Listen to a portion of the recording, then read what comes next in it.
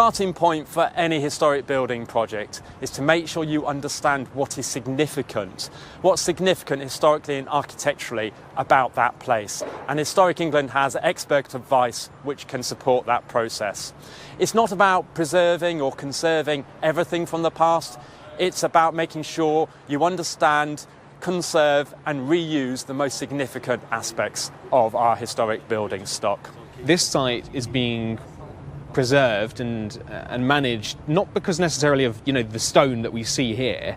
It's more about its history and how it's changed, and that's really at the centre of the heritage efforts. Could you explain how that is thought about? Historic buildings and places tell the story of the past. Take, for example, Tyre Yard North here in Wakefield.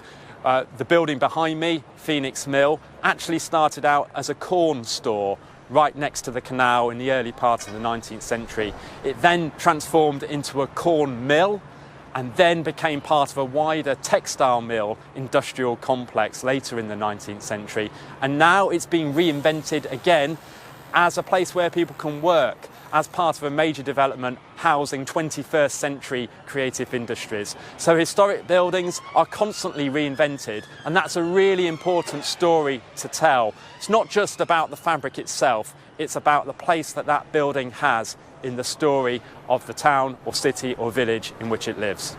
So how do you ensure cultural heritage is preserved in an inclusive and sustainable way?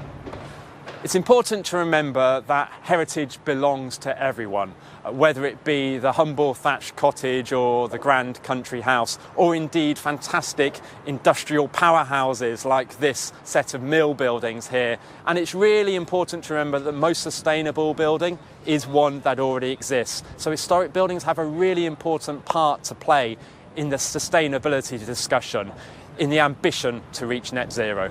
So rather than demolish and rebuild, let's consider repairing and reusing. So here in the UK, there's a guiding principle about the best way to approach conservation. Could you explain how that works?